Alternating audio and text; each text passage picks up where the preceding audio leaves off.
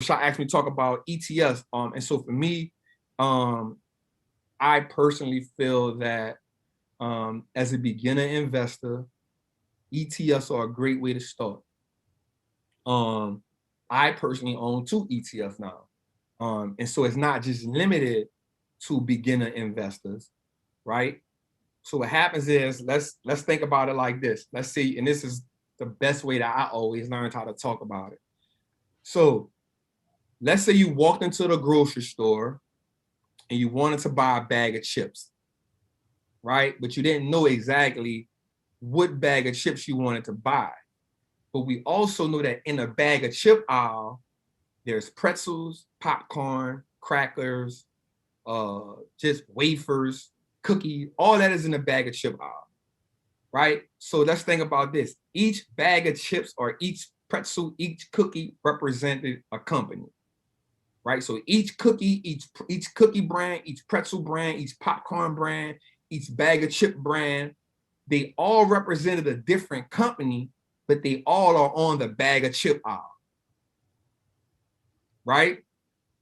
The ETF is saying, I don't know which cookie, cracker, popcorn, potato chip I want, but I know I want one of them, so I'm gonna just buy the whole aisle.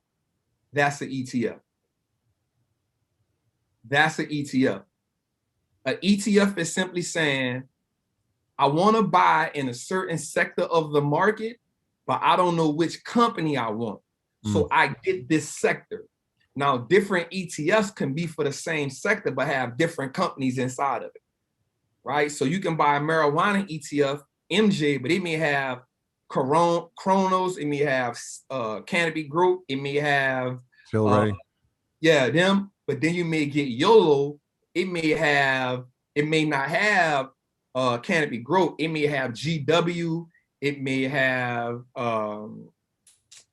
IIPR, it may have different ones, but it's still different marijuana ETFs, right? So that everybody understand, that's exactly what an ETF is. It gives you the option to be inside of a sector that you like. And if you don't know exactly which company you have or which company like you want to go with, you still want to research it, you can go there. One of the ETFs I personally got in was one called PRNT. I told Troy about it a while back, right? It's a 3D printing ETF. I was still learning the companies in there. I was still doing research on the companies in there, but I bought the ETFs. I was like, yo, this is a hot industry that's going to be around for a long, this is where we're headed at. So I bought the ETF until I'm able to break down and understand all of those companies. The dope part about an ETF is this. They almost automatically do all the research for you. So they've already put the best companies in there, the best performing companies, they've already done it. Now, the dope part about an ETF is also this. They will change those companies out once a year, depending on the performance. Or what they'll do is they'll say this company is performing well, this company is performing bad, but this company is slowing down. All right, let's use an example. Earn Your Leisure has an ETF. Inside of the ETF, they got Wallstreet Trapper, they got Matt the Mortgage Guy, they got David Shands, they got every Ash Cash, the new people. Everybody is in there. Now, here's the thing. Everybody will have a different percentage, right? So they may have, I'm going to be biased to myself. They got 40% of the ETF in Wallstreet Trapper. You feel? Sounds about right. Sounds about right. Stock going way up. Feel me? 40% of the ETF is in Wallstreet Trapper. 10% of the ETF, 15% of the ETF maybe in Matt the Mortgage Guy, so on and so forth until we get to a 100%. Here's the thing. They may say, Matt gonna kill me for this. So let's say Matt the Mortgage Guy slowed up a little bit. He didn't perform as well this year. But let's say David Shands was increased, like his wave was growing. So what EYL would do is say, yo, we'll take, instead of Matt having 20%, we'll take 5% of our position from Matt and add it to David Shands. And so now David Shands will go from maybe 10% to 15%, and Matt will go from 20% to 15%. And so that's what they do in ETFs.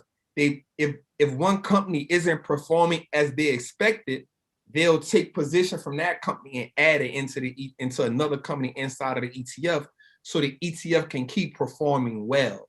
Yeah. If one per company is just not performing at all, then that fund manager will take that company out and replace it with someone else. Yeah. That makes sense to everybody? Absolutely. And real quick, so some people are asking where they could find ETFs. And so etfdb.com is a great site. It'll show you exactly what Trap is talking about inside of the ETF. And another thing that people don't realize is the number of sectors. So there's 11 sectors on the market. And so I'm going to run through them because people always, like, we talk about technology a lot because, we invest in technology companies. So energy is a sector, materials is a sector, industrials, consumer discretionary, consumer staples, healthcare, financials, information technology, telecommunication services, utilities, and real estate. Those are the 11 sectors of the market. And so if you're familiar with the things you're investing in now, or if you're trying to get invested in, again, we always say, look around you, where your money going now. Your money might be going to one of those 11. It definitely is going to one of those 11. So get familiar with them. And ETFDB is a great resource to find exactly what they're holding in, the allocation percentages, and how they perform. Yeah, shout out to Matt. And shout out to Matt. Yo, we love Matt, bro. Look, I'm texting Matt right now like that. I meant no harm. They said they can feel an MG rant coming. That's our brother, man. That's our brother. That's I'm texting while y'all talking. I'm like, Matt, I meant no harm. I love you. He gonna call I love you. I love you, Matt. That's the goat, man. That's the goat. But that's and another way, honestly, just like to be completely honest about it, if you really want to just be really lazy about it, you can Google top performing ETFs in the space. So like even if you was looking like biotech, like IBB, like I'm invested in IBB, and I heard about IBB before, but let's say I didn't know about IBB. I know that, the coronavirus, biotech is a big thing. We talked about it on Market Mondays before. No matter how you feel about the vaccine or whatever, it's an industry, and biotech is here to stay, and it's only, going to get bigger and bigger, it looks like. So you might be interested in investing in a biotech stock, but it might be risky to invest in just one biotech company that you might not know too much about. So now the ETF is kind of like, a way to mitigate that risk, because you're not investing in one company, you're investing in 20 companies or 25 companies. However, many companies is actually in the ETF. So I always tell people that and index funds, we can talk about index funds as well, is the easiest route, because that's the hurdle that people have when they get, it's like which stock to buy and when to buy it. And then it kind of becomes like, double dutch. Like you don't know when to get in, when to get out.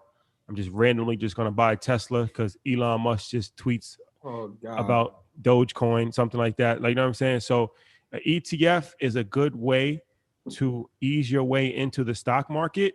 And then another strategy that we use with ETFs is to cherry pick like the top performing. So like XLK. You want to talk about that strategy a little bit, Trap? Are we talking about just picking companies from? Well, like, so what we do sometimes with the XO, so like XLK, when they have like 20 different stocks inside of it, but their top two holdings, is Apple and Microsoft, right? So, like me personally, I'm invested in XLK and I'm invested in Apple.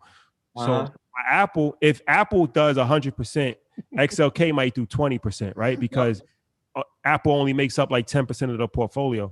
But if Apple's underperforming, XLK could potentially do better than Apple. So it's a hedge. So now instead of putting all my eggs in one basket, like all my eggs with just Apple, I have Apple and I have XLK. So I'm hedged. So if Apple underperforms, I got the All-Star team, which is the ETF. But if Apple goes crazy, then it's gonna. Yeah, exactly. Yeah. And that, you know what you can do is, and I'm glad you said that. It was like before I knew of ETFDB, that's the first thing I did. I looked at the companies that I was spending money with, and I typed in ETF. So I literally put Amazon ETF, and I saw which ones were performing best. And I said, oh wait, this Spider one is performing. Okay, let's move that route. And so when you see, again, he's invested in Apple. We both invested in Apple and XLK, but another one, right? XLY had 23% Amazon allocation. I think Amazon's not going anywhere, right? There's a reason why we're using it. There's a reason why they're the number 2 e-commerce business in the world. We believed in it. All right, well, we're going to play the singular position, and we're going to have the ETF just for the balance. Yeah. That's always great. And I think Rashad talked about it too, like knowing when to get in and when to get out. So for me, when I'm thinking ETFs, when I buy ETFs, and I actually did a class on it in my group. So for me, what I like to do with ETFs, you're going to buy ETFs. So I personally am not a fan of dollar cost averaging. That's just me. But when it comes to ETFs, I think that is a great way to, that is one of the ways I do agree with you, dollar cost averaging. And with dollar cost averaging, is simply saying you're taking every month you're buying a certain amount of shares in the business, no matter what. And so what I like about that, the only thing I will say is you never want to buy ETF at the 52-week high, right? You never want to buy anything at a 52-week high. And a 52-week high is saying this is the highest this stock has been over the last 52 weeks, right? So a 52 high, anytime you hear that, this company has just hit a 52-week high, or all-time high, right? You never want to buy a company at its 52-week high.